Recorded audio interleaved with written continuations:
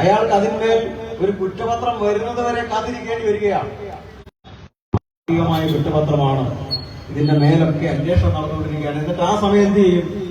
ഏതെങ്കിലുമൊക്കെ ഇടങ്ങളിൽ ചില റെയ്ഡുകൾ പാതിരായിക്കൊക്കെ നടത്തിയിട്ട് അതിലൊക്കെ ചില തെളിവുകളെയൊക്കെ സംഘടിപ്പിച്ചിട്ട് നേരെ കോടതി വന്നിട്ട് വലിയ റെയ്ഡുകൾ നടന്നിരിക്കുന്നു. ആറ്റം ബോംബും ജെറ്റ് എയർക്രാഫ്റ്റ് മുഖം പിടിച്ചെടുത്തിരിക്കുന്നു. വലിയൊരു മുങ്ങിക്കപ്പലാണ് SDPIയുടെ നമ്മുടെ ഈ ചെറിയൊരു പീടികയുടെ വലിപ്പം പോലും ഇല്ലാത്ത സംസ്ഥാന കമ്മിറ്റി ഓഫീസിൽ നിന്ന് വരെ പിടിച്ചെടുത്തതെന്നൊക്കെ കോടതിയിൽ പറയുന്ന ജഡ്ജി വിചാരിക്കും നേരായിരിക്കും. അയാൾക്ക് കുമ്പി കിട്ടിയ കടലാസയെ വിശ്വസിക്കാനാവും. അത്തരത്തിലുള്ള നീതിപീഠങ്ങളിലേക്ക് ഇത്തരം കാര്യങ്ങളൊക്കെ എത്തുമ്പോഴാണ് ഈ രാജ്യത്തുള്ള മറ്റു രാഷ്ട്രീയ പാർട്ടികൾ ആകെ ഇത്തരം പ്രചരണങ്ങളെ വിശ്വസിച്ചുകൊണ്ട്, നമുക്കറിയാവുന്നതുപോലെ ഇന്ത്യയിലെ മീഡിയ ആകെ ഇന്ന് കോർപ്പറേറ്റുകളുടെ വകയാണ്. അത്തരം മീഡിയകളിലൂടെയൊക്കെ യൂട്യൂബിലൂടെയൊക്കെ വെറുപ്പ് വിതയ്ക്കുന്ന ആളുകളെ ഇങ്ങനെ നിരന്തരമായി ശബ്ദിക്കുന്നതനുസരിച്ച് ഈ രാജ്യത്തെ മറ്റ് രാഷ്ട്രീയ പാർട്ടികൾ പറയുകയാണ്, ഇതാ UAPയിൽപ്പെട്ട ആളുകൾ ഈ കുറ്റപത്രത്തിൽ പറയുന്നതൊക്കെ ചെയ്ത ആളുകളാണെന്ന് ഏറ്റവും കൃത്യമായി ഈ രാജ്യത്തെ മീഡിയ കൂടിയൊക്കെ പറയുകയാണ്. പിന്നെ അത് ഏറ്റെടുക്കാൻ മറ്റ് രാഷ്ട്രീയ പാർട്ടികൾക്ക് ഒരു മടിയുമില്ലാതെ വരികയാണ്. അവരതങ്ങ് ഏറ്റെടുക്കുകയാണ്. ഇതിനൊരു വ്യത്യാസം വന്നത് നാഷണൽ ഹെറാൾഡ് കേസിൽ സോണിയാഗാന്ധിയെയും പ്രിയങ്ക ഗാന്ധിയെയും രാഹുൽ ഗാന്ധിയെയും ED തുടർച്ചയായിട്ട് നോട്ടീസ് കൊടുത്ത് വിളിപ്പിക്കുകയും ED ഇവരെ ഹാജരായില്ലെങ്കിൽ അറസ്റ്റ് ചെയ്യുമെന്നുള്ള ഒരു നിലയിലെത്തിയപ്പോഴാണ് കോൺഗ്രസ് പറയുന്നത്, അയ്യോ ED രാഷ്ട്രീയ പ്രേരിതമാണ്, കേന്ദ്ര അന്വേഷണ ഏജൻസികൾ രാഷ്ട്രീയ പ്രേരിതമായി ആളുകളെ കൈകാര്യം ചെയ്യുന്നു എന്ന് പറയുന്നു. ഒരു സെപ്റ്റംബർ 22-ന് ചില ആളുകളുടെ വീടുകളിലേക്ക് പാതിരാവിൽ കടന്നു ചെന്നിട്ട് അറസ്റ്റ് ചെയ്തുകൊണ്ട് ഒരു ചരിത്രമുണ്ട് NIA. അന്ന് അവരുമായി ബന്ധപ്പെട്ട ആളുകളൊക്കെ വലിയ യൂട്യൂബ് വീരചരിതങ്ങളൊക്കെ പറഞ്ഞു. അണുബോംബ് നിർമ്മിച്ചുകൊണ്ടിരിക്കുന്നതിനിടയിലാണ് ചില ആളുകളെ കസ്റ്റഡിയിൽ എടുത്തതെന്നൊക്കെയാണ് ഈ കഥകൾ വരുന്നത്. ബാലരമ കഥകളെ വെല്ലുന്ന രീതിയിലുള്ള കഥകൾ.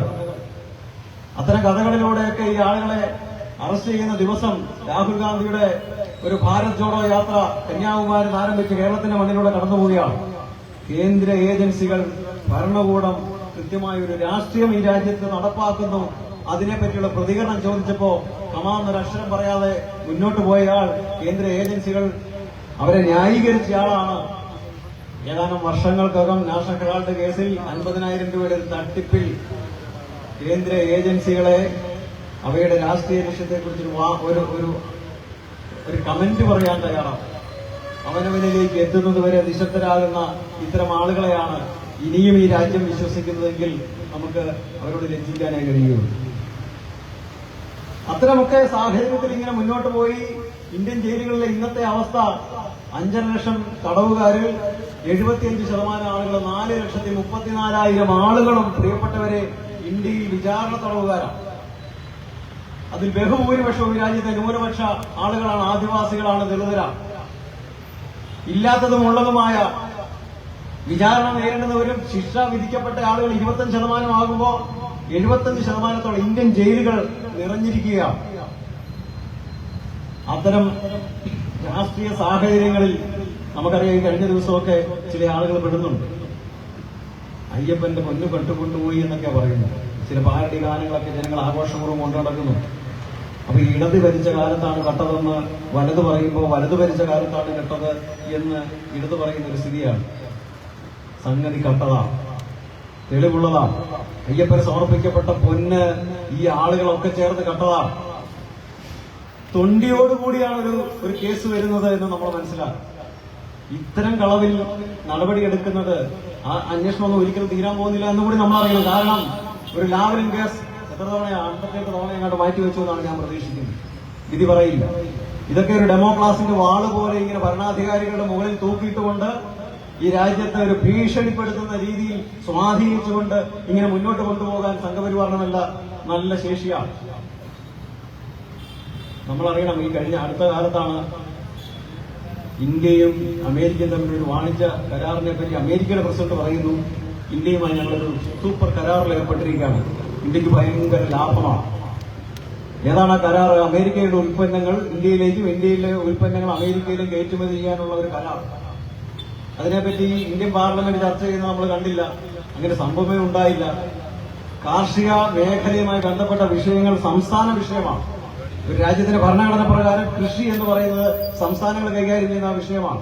നമുക്കറിയാം കേരളത്തിലെ വിവിധ സംസ്ഥാനങ്ങൾ വിവിധ കൃഷിയാണ്. ഇവിടെ കേരളത്തിലും ത്രിപുരയിലും ഒക്കെയാണ് റബ്ബർ അധിഷ്ഠിത കൃഷിയുള്ളത്. അങ്ങനെ രാജ്യത്തെ തേയില അടക്കം, രാജ്യത്തിന്റെ ഈ സുഗന്ധ വ്യഞ്ജനങ്ങളടക്കം നമ്മുടെ നാട്ടിൽ കൃഷി ചെയ്യുന്നത് നമ്മുടെ സംസ്ഥാനങ്ങൾ ഓരോന്നിലും വ്യത്യസ്തമാണ്. അതുകൊണ്ട് കൃഷിയെ സംബന്ധിക്കുന്ന കാര്യങ്ങൾ സംസ്ഥാന വിഷയമാണ്. സംസ്ഥാനങ്ങളാണ് അതിൽ ഒരു തീരുമാനമെടുക്കേണ്ടത്. നിങ്ങൾ നോക്കൂ, ഏതെങ്കിലും ഒരു സംസ്ഥാന നിയമസഭ ഈ വിഷയം അറിഞ്ഞിട്ടുണ്ടോ? ഇന്ത്യയുടെ പ്രധാനമന്ത്രിക്ക് അതൊന്ന് പ്രഖ്യാപിക്കാൻ പോലുമുള്ള അവസരം കിട്ടിയില്ല. 18% തീരുവയോടുകൂടി ഇന്ത്യൻ ഉൽപ്പന്നങ്ങൾ അമേരിക്കയിലേക്ക് കയറ്റുമതി ചെയ്യാം. അമേരിക്കയിൽ നിന്നുള്ള ഉൽപ്പന്നങ്ങൾക്ക് തീരുവ എന്ന് പറയുന്നത് 0.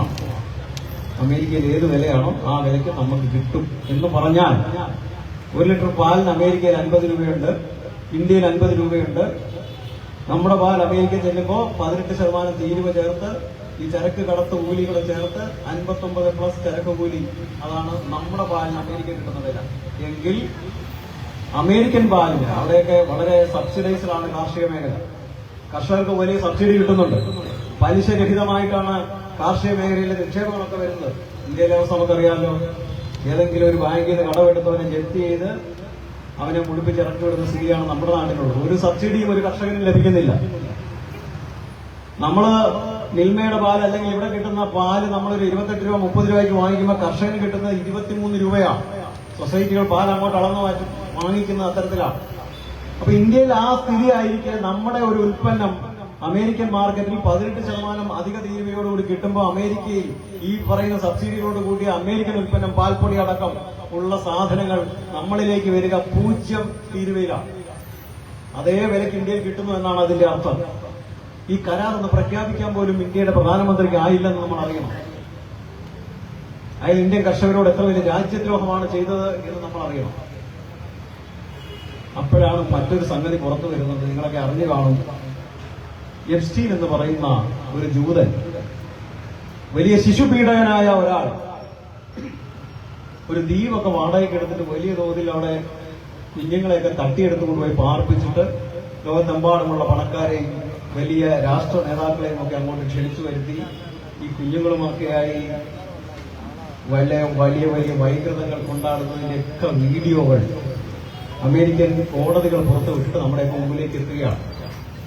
അതിൽ ഇന്ത്യയുടെ പ്രധാനമന്ത്രിയുടെ പേരുമുണ്ട്. അയാളുമായി ബന്ധപ്പെട്ട ചിത്രങ്ങളൊക്കെ സോഷ്യൽ മീഡിയയിൽ നിന്ന് സുലഭമാണ്. നോക്കൂ, അമേരിക്കൻ പ്രസിഡന്റ് ട്രംപിന്റെ ഓരോ വാക്കുകൾ ഇങ്ങനെ വരികയാണ്. ഈ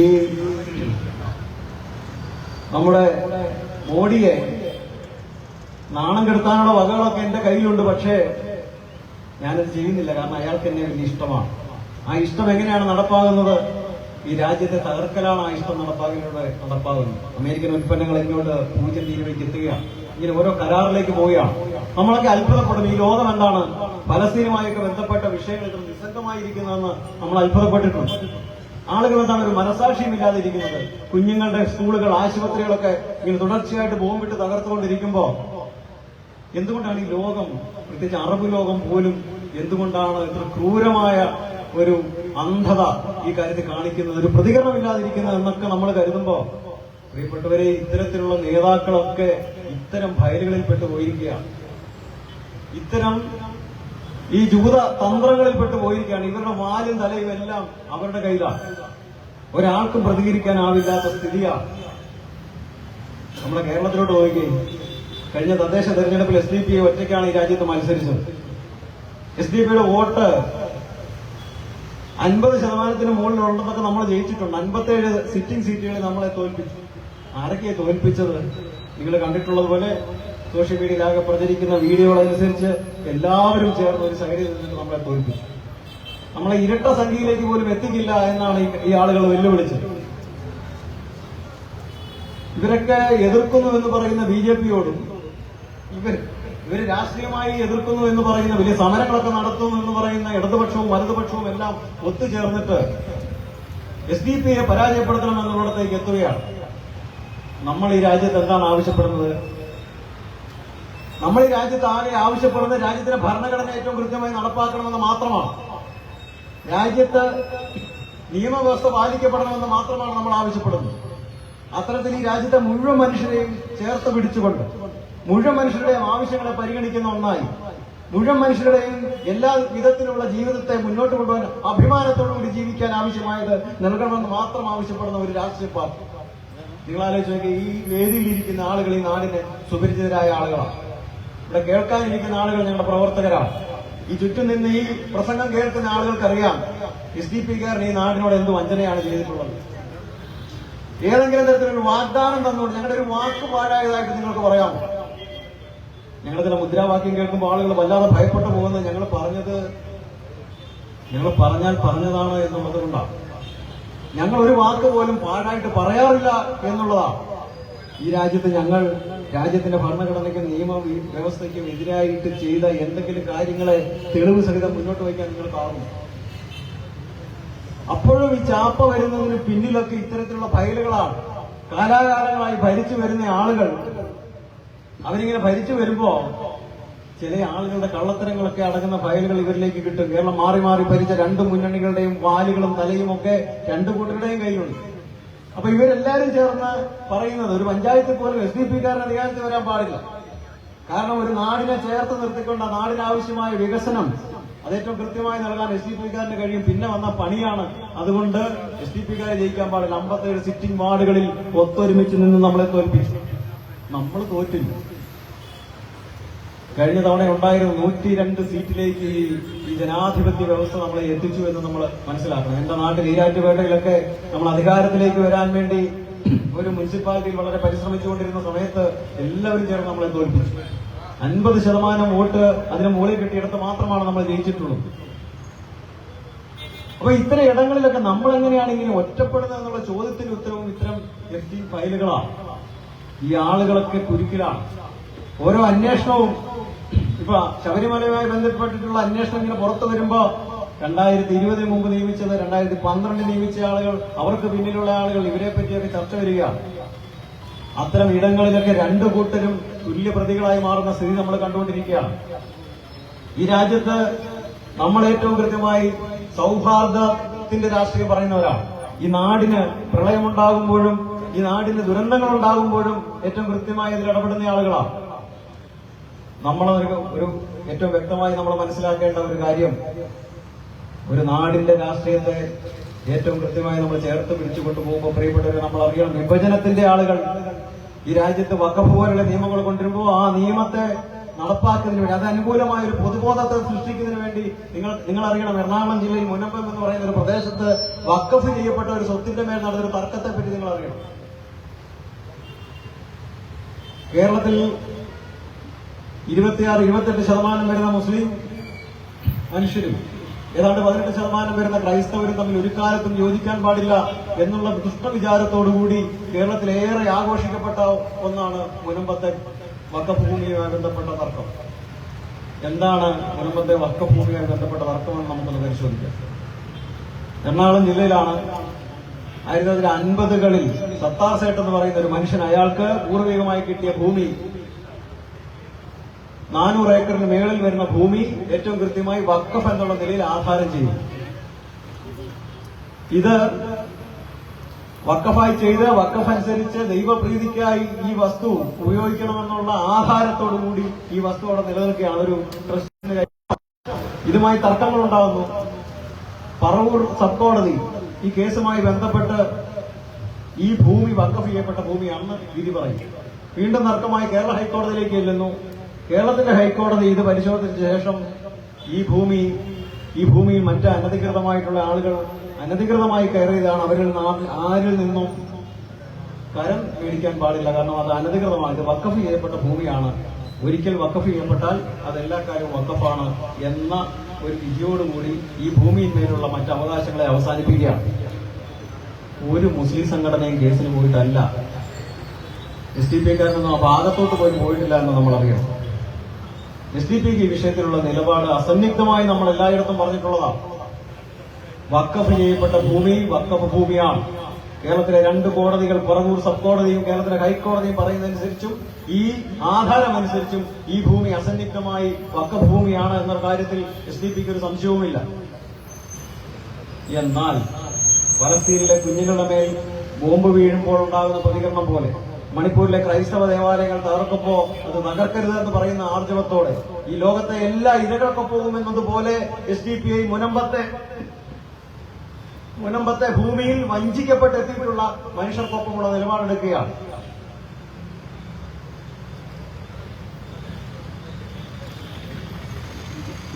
മുനമ്പത്തെ ഭൂമിയിൽ 5 സെന്റ് 10 സെന്റ് വെച്ചൊക്കെ വഞ്ചിക്കപ്പെട്ട് ചില നമ്മുടെ നാട്ടിലെ മുസ്ലിം പേരുള്ള ഒരു രാഷ്ട്രീയ കക്ഷിയായി മുത്തവല്യമാരായി നിയമിക്കപ്പെട്ട ആളുകളുടെ പ്രകടമായ കയ്യൊപ്പോടുകൂടി ഈ രാജ്യത്തെ റവന്യൂ വകുപ്പ് ഭരിച്ചിട്ടുള്ള ആളുകളൊക്കെ ചേർന്ന് ലക്ഷക്കണക്കിനായിട്ടുള്ള വഖഫിന്റെ സമ്പത്തുകൾ അന്യാധീനപ്പെട്ടു പോകാൻ ഇടയാക്കിയിട്ടുണ്ട്.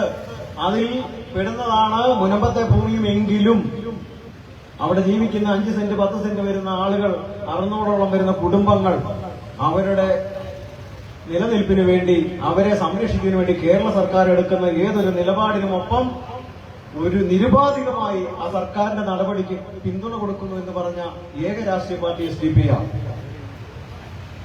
ഈ പാർട്ടി എല്ലാ ഇരകൾക്കൊപ്പവും എല്ലാ കാലവും നിൽക്കുന്ന പാർട്ടിയാണ്. അതിൽ വഖഫിന്റെ സമ്പത്ത് ഏതെങ്കിലും തരത്തിൽ തട്ടിയെടുത്തുകൊണ്ട് പോയവരായാലും അവർ ഇരകളാണെന്ന് ബോധ്യം വരുവാണെങ്കിൽ ഒരു ദൈവികമായ നീതിബോധത്തിന്റെ അടിസ്ഥാനത്തിൽ ഏറ്റവും കൃത്യമായി ആ ഇരകൾക്കൊപ്പവും നിലപാടെടുത്തവരാണ്.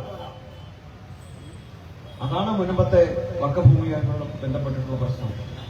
നമ്മൾ ഈ ജാഥ നടത്തിക്കൊണ്ടിരുന്ന ആളുകളൊക്കെ ഏതെങ്കിലും തരത്തിൽ ആ വിഷയം പറഞ്ഞു കേട്ടിട്ടുണ്ടോ? മുനമ്പുമായി ബന്ധപ്പെട്ട ഭൂമി വഖഫ് ഭൂമിയേ അല്ല എന്ന് പറയുന്ന ഒരു VD സതീശനും മുസ്ലിം ലീഗുമാണ് ഈ നാട്ടിലുള്ളത്. എന്നാലേ വഖഫ് ഭൂമി കട്ടു എന്നുള്ള ഒരു ആരോപണത്തിൽ നിന്ന് സതീശനും സഖ്യകക്ഷികളും മോചനം നേടൂ എന്ന് നമ്മൾ അറിയണം. മുൻപത്തെ ഭൂമി വഖഫ് ഭൂമിയാണെന്ന് പറഞ്ഞാൽ വഖഫ് ഭൂമിയുടെ സംരക്ഷണത്തിലേക്ക് ആ ഭൂമി വരികയും അത് കട്ടെടുത്തതാരാണ്, അത് മോഷ്ടിച്ച് വിറ്റതാരാണ് എന്നുള്ളതിലേക്ക് വരികയും ആ സമ്പത്ത് പിടിച്ചെടുക്കണമെന്ന് പറയുകയൊക്കെ ചെയ്താൽ ചില ആളുകൾ വലിയ കുഴപ്പത്തിലാവും. കേരളത്തിൽ അങ്ങോളം ഇങ്ങോളമുള്ള വഖഫ് ഭൂമി ഇത്തരത്തിൽ ആളുകൾ കൈകാര്യം ചെയ്തെടുത്തിട്ടുണ്ട് എന്നുകൂടി അറിയുമ്പോഴാണ് SDPI രാജ്യത്ത് അസ്തമിച്ചു പോകണം. അതിന് ഏത് ശ്രീധരൻ പിള്ളയെ കൊണ്ടുവിടുന്ന ഇവിടെ നമ്മുടെ എന്താണ് ഇനി വരാൻ പോകുന്നത്, നമ്മുടെ നോമ്പ്, നമ്മുടെ ഇഫ്താറിന് ഇരുത്തിയാലും വേണ്ടില്ല, സംഘപരിവാറുകാരനെ വിരുന്നൂട്ടിയാലും വേണ്ടില്ല, SDPIക്കാരെ മുഴുവൻ ജയിലിലടച്ചോ കൊന്നു തീർത്തോ ഈ രാജ്യത്ത് നീതി പറയുന്ന ഒരു രാഷ്ട്രീയ പ്രസ്ഥാനത്തെ അവസാനിപ്പിക്കാൻ വേണ്ടി മുസ്ലിം ലീഗ് കച്ചകെട്ടി ഇറങ്ങുന്നതിന് പിന്നിൽ വഖഫ് ഭൂമിയുടെ തട്ടിപ്പാണെന്ന് നമ്മൾ തിരിച്ചറിയണം. നമ്മുടെ നിലപാട് പോലും ഈ ആളുകൾ വിസ്മരിക്കുകയാണ്. ചിലപ്പോൾ അവര് ഇറക്കുന്ന പോസ്റ്റിലൊക്കെ നമ്മുടെ പഴയ സംസ്ഥാന പ്രസിഡന്റിന്റെ ഒക്കെ പടം ചേർത്തിട്ട് മുനമ്പത്തൊന്നും നമ്മൾ ബലമായി ആളുകളെ ഇറക്കി വിടുമെന്നൊക്കെ അവർ പ്രസ്താവന ഇറക്കുമ്പോൾ SDPIയുടെ നിലപാട് അസന്നിഗ്ധമായി ഞങ്ങളോട് പ്രഖ്യാപിക്കുകയാണ്, നമ്മൾ ആ ഇരകൾക്കൊപ്പമാണ്. പാലക്കാട് തെരഞ്ഞെടുപ്പിലൊക്കെ ഈ വിഷയം എത്രമാത്രം രൂക്ഷമായി ഉപയോഗിക്കപ്പെട്ടതാണെന്ന് നമ്മൾ അറിയണം.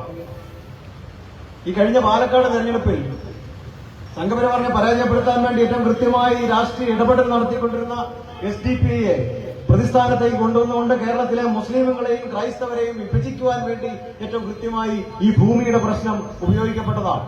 സംഘപരിവാറിന്റെ അജണ്ടകൾക്ക് വേണ്ടി ഓശാരം പാടിക്കൊണ്ട് കൈയടിച്ചു കൊടുത്തുകൊണ്ട് കേരളത്തിലെ 2 മുന്നണികളും പ്രത്യേകിച്ച് VD സതീശനും ഇതിന് ഒപ്പം നിന്നവരാണ്. നമ്മളറിയണം, നമ്മുടെ നിലപാട് ഏറ്റവും കൃത്യവും വ്യക്തതയുമുള്ളതാണ്. ഇത്തരത്തിലൊക്കെയുള്ള രാഷ്ട്രീയ വിഷയങ്ങൾ പരാമർശിക്കാതെ ഓരോ ജാഥകളും മുന്നോട്ട് പോവുകയാണ്. കേരളത്തിലിപ്പോ UDF പറയുന്നു സണ്ണി M കവിക്കാടിനെ വൈക്കത്ത് കൊണ്ട് സ്ഥാനാർത്ഥിയാക്കണം. കാരണം കേരളത്തിലെ ദളിത് രാഷ്ട്രീയത്തെയൊക്കെ കൈകാര്യം ചെയ്യുന്ന ആളുകൾ CK ജാനുവും പിന്നെ സണ്ണി M കവിക്കാടുമാണ്. ഇവരെ സ്ഥാനാർത്ഥിയാക്കി കഴിഞ്ഞാൽ കേരളത്തിലെ ദളിത് പ്രശ്നങ്ങളൊക്കെ ആകെ പരിഹരിക്കപ്പെടും. പ്രിയപ്പെട്ടവരെ, നമ്മൾ അറിയേണ്ടത് കേരളത്തിലെ മന്ത്രിസഭയിൽ 11 നായർ മന്ത്രിമാരും, കേരളത്തിലെ മന്ത്രിസഭയിൽ ഈ പറയുന്ന കീഴാള വിഭാഗത്തിൽ നിന്ന് പെട്ട ഒരാൾ പോലുമില്ല. അത് പിന്നെ LDFന്റെ ഒരു പ്രശ്നമാണ്. എന്നാൽ UDFന്റെ ഒരു പ്രശ്നം എന്താണ്? ഇന്ത്യ രാജ്യത്ത് ചരിത്രം തുടങ്ങുന്ന കാലം മുതൽ 8ാം നൂറ്റാണ്ട് മുതൽ നമ്മുടെ രാജ്യത്ത് മാത്രമുള്ള ഒരു അനാചാരമാണ് മനുഷ്യരെ ഇങ്ങനെ ശ്രേണികളായിട്ട് തിരിക്കുക എന്നുള്ളത്. ഏറ്റവും മുകളിൽ ബ്രാഹ്മണൻ വരുന്നു, അതിനുശേഷം ബ്രാഹ്മണ സേവയ്ക്കായി ഒരു 3 കൂട്ടർ, ക്ഷത്രിയൻ, വൈശ്യൻ, ശൂദ്രൻ എന്നൊക്കെ പറഞ്ഞ് ഇങ്ങനെ 3 കൂട്ടർ വരുന്നു. അതിനുശേഷം വരുന്ന 90% രാജ്യഭൂരിപക്ഷവും അവരടിമകളാണെന്നാണ് ഈ ഹിന്ദുത്വ പറയുന്നത്. അവർ ഈ ബ്രാഹ്മണ സേവയ്ക്ക് വേണ്ടി ഉണ്ടാക്കപ്പെട്ടവരാണെന്നാണ് പറയുന്നത്. അത്തരം ഒരു പ്രത്യയശാസ്ത്രം ഈ രാജ്യത്ത് ഇങ്ങനെ നട്ടുപിടിപ്പിച്ച ചില വിത്തുകളിലൂടെ മുന്നോട്ട് പോവുകയാണ്. അപ്പം അത്തരമൊക്കെ ഒരു പ്രത്യയശാസ്ത്രം ഈ രാജ്യത്ത് ഇങ്ങനെ അതിന്റെ ദൃംഷ്ടകൾ ഇങ്ങനെ ഓരോന്നോരോന്നായി ആളുകളിലേക്ക് കൊണ്ടുവന്നുകൊണ്ടിരിക്കുകയാണ്. ഏകദൈവ ആരാധന നടത്തുന്ന ക്രൈസ്തവരടങ്ങുന്ന മുസ്ലിങ്ങൾ അടങ്ങുന്ന എല്ലാ മനുഷ്യരെയും തുല്യത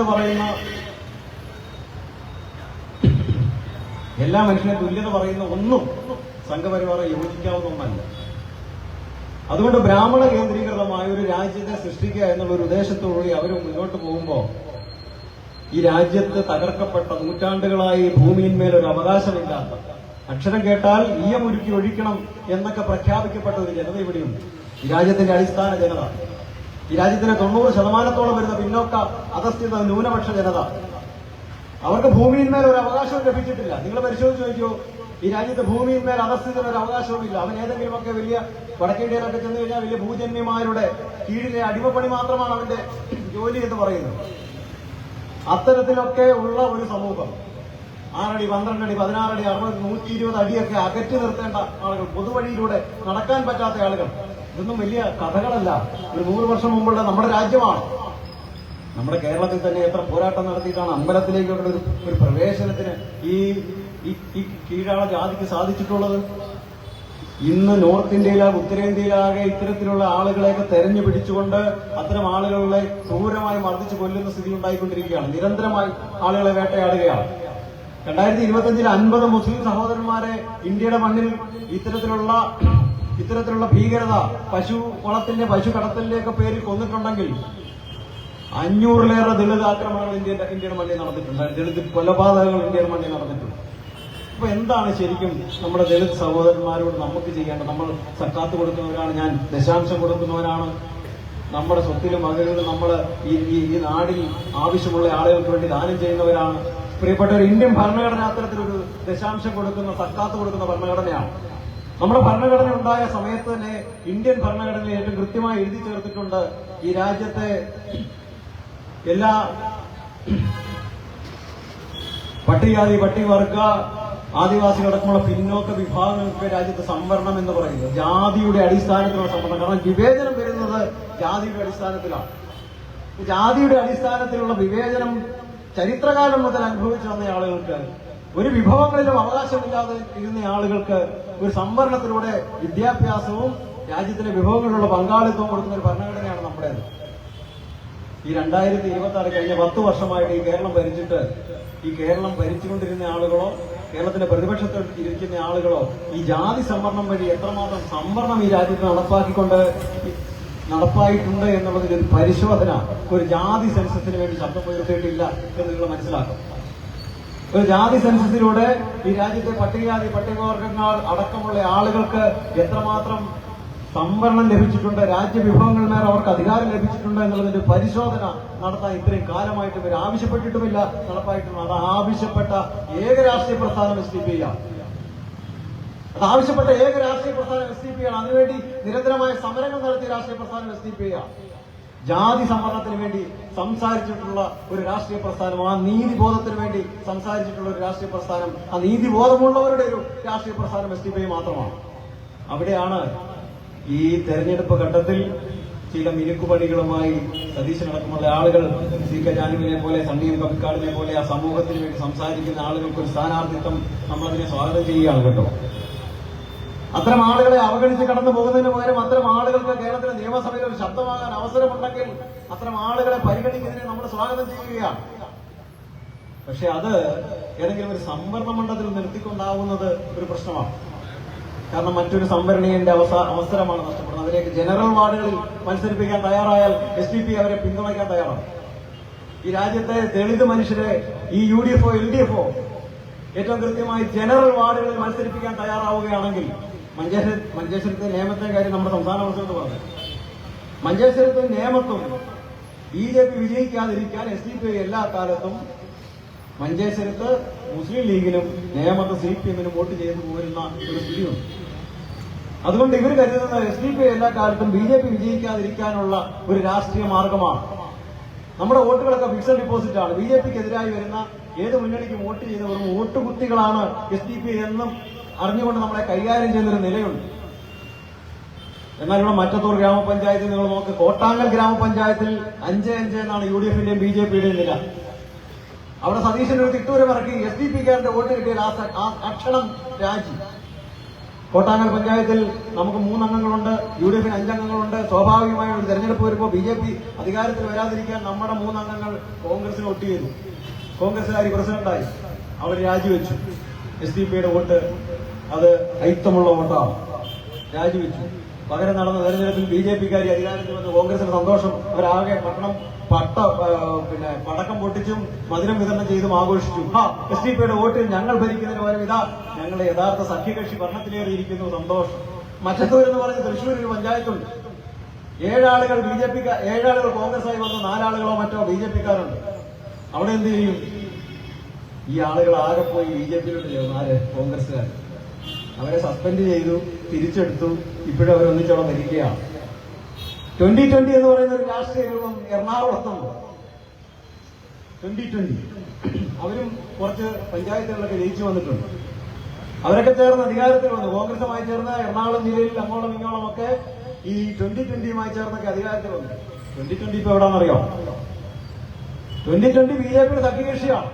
ഈ അസംബ്ലി തെരഞ്ഞെടുപ്പ് 2020 അവരുമായി ചേർന്ന് മത്സരിക്കുകയാണ്. ഈ അധികാരത്തിലെത്തിയ സ്ഥാനങ്ങളിലൊക്കെ ഞെളിഞ്ഞിരിക്കാൻ കോൺഗ്രസിന് ഒരു ഉറപ്പുമില്ല എന്നുകൂടി നമ്മൾ അറിയണം. വെറും മിമിക്രികളിലൂടെ, കോപ്രായങ്ങളിലൂടെ, ഈ പറയപ്പെടുന്ന ഒരു തരത്തിലുള്ള നിലപാടില്ലാത്ത രീതികളിലൂടെ ഈ നാടിനെ ഒറ്റുകൊടുക്കുന്ന ആരാണെന്ന് ഇതിലൂടെയൊക്കെ വളരെ കൃത്യമായി വ്യക്തമാവുകയാണ്. BJP-യുമായി പരസ്യമായി രഹസ്യമായി ബാന്ധവമുള്ള നിരവധി ആളുകൾ എല്ലാ രാഷ്ട്രീയ പാർട്ടികളിലും ഇങ്ങനെ വളർന്നു വന്നുകൊണ്ടിരിക്കുകയാണ്. ഇവിടെ നമ്മളെ സംബന്ധിച്ച് നമുക്കറിയാം, നമ്മൾ കഴിഞ്ഞ 2024 പാർലമെന്റ് തെരഞ്ഞെടുപ്പിൽ നമ്മുടെ തൊട്ടടുത്ത അയൽ സംസ്ഥാനമായ തമിഴ്നാട്ടിൽ നമ്മൾ AIADMK-യുമായി സഖ്യം ചേർന്നു. നമ്മൾ മത്സരിച്ചു.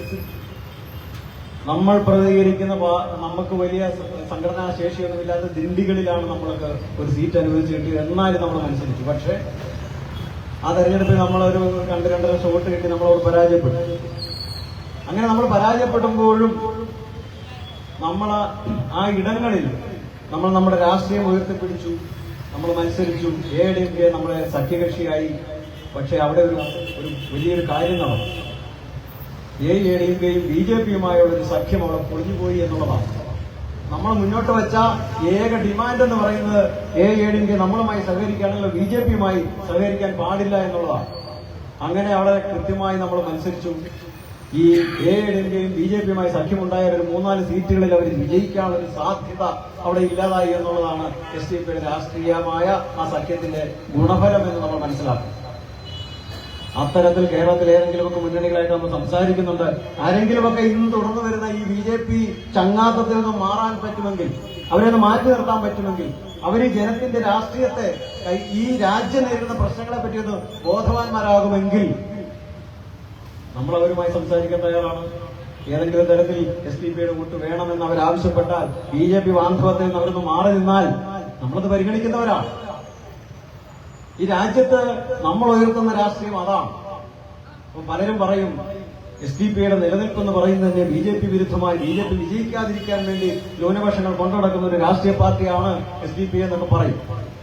പ്രിയപ്പെട്ടവരെ, നമ്മൾ മനസ്സിലാക്കണം, നമ്മളെ സംബന്ധിച്ചിടത്തോളം നമ്മുടെ രാഷ്ട്രീയവും നമ്മുടെ നിലപാടും നീതിയുടെ ഭാഗത്ത് നിൽക്കുന്ന ഏറ്റവും കൃത്യമായ നിലപാടാണ് നമ്മുടേത്. നമ്മളുടെ പ്രവർത്തകരുടെ ആത്മവിശ്വാസത്തെ തകർക്കുന്ന ഒന്നും ഈ പാർട്ടി കൂട്ടു നിൽക്കില്ല. നമ്മുടെ രാജ്യത്തെ രാഷ്ട്രീയം പറഞ്ഞുകൊണ്ട് മുന്നോട്ട് പോകുമ്പോൾ ഇത്തരത്തിൽ നിലപാടുള്ള ഒരു രാഷ്ട്രീയ പ്രസ്ഥാനം എന്നുള്ള നിലയിൽ വേട്ടയാടലുകൾ വരുമെന്ന് അറിഞ്ഞുകൊണ്ട് തന്നെയാണ് 17 വർഷങ്ങൾക്ക് മുമ്പ് ഈ പാർട്ടി രൂപവൽക്കരിക്കപ്പെട്ടിട്ടുള്ളത്.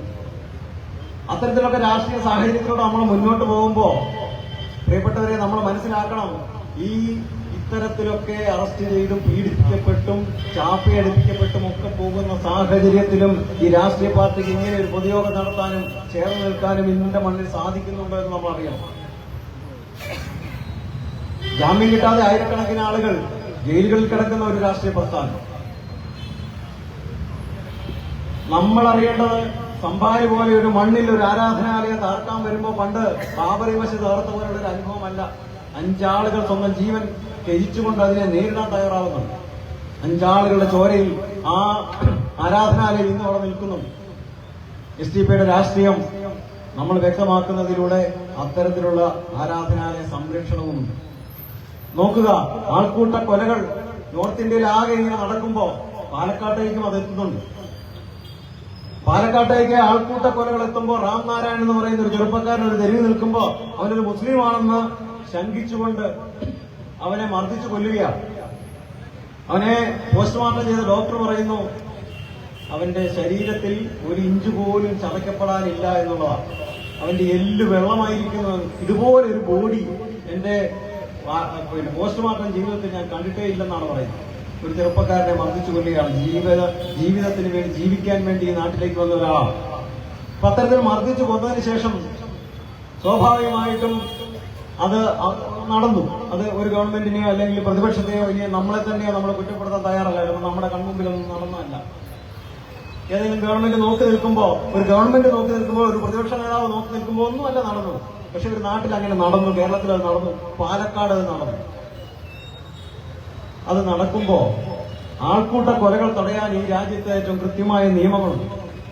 രാജ്യത്തിന്റെ പരമോന്നത കോടതി തന്നെ ഈ രാജ്യത്ത് ആൾക്കൂട്ട കൊലകൾ തടയുന്നതിന് വേണ്ടിയുള്ള നിയമങ്ങളെ കൃത്യമായി പറഞ്ഞിട്ടുണ്ട്. ജാമ്യം കൊടുക്കരുതാത്ത വകുപ്പുകളെ പറ്റി പറഞ്ഞിട്ടുള്ളത് രാജ്യത്തിന്റെ പരമോന്നത കോടതിയാണ്. ഇതൊക്കെ നിൽക്കുമ്പോ ഒരു എത്ര പെട്ടെന്നാണ് നമ്മൾ നിരന്തരമായ SDPI പ്രശ്നത്തിൽ ഇടപെടുകയും ആവശ്യപ്പെടുകയും ചെയ്തിട്ടാണ് അവസാനം അവരുടെ മേൽ കേസെടുക്കുന്നത്. ആ കേസെടുത്ത് ജാമ്യരഹിതമായ വകുപ്പുകൾ പ്രയോഗിക്കണമെന്നൊക്കെ നമ്മൾ ആവശ്യപ്പെട്ടതിന്റെ പേരിൽ അത് എടുക്കുമ്പോഴും ഒരു 30 ദിവസം പോലും തികയുന്നതിനും അവർ ജാമ്യത്തിൽ ഇറങ്ങുന്ന സ്ഥിതിയാണ് കേരളത്തിലുള്ളത്. കേരളത്തിലെ ആഭ്യന്തര വകുപ്പിനെ പറ്റി നമ്മൾ ആലോചിക്കുക. ആൾക്കൂട്ട കൊലകളെ ഇടപെടൽ എന്നുള്ള നിലയിൽ കേരളത്തിന്റെ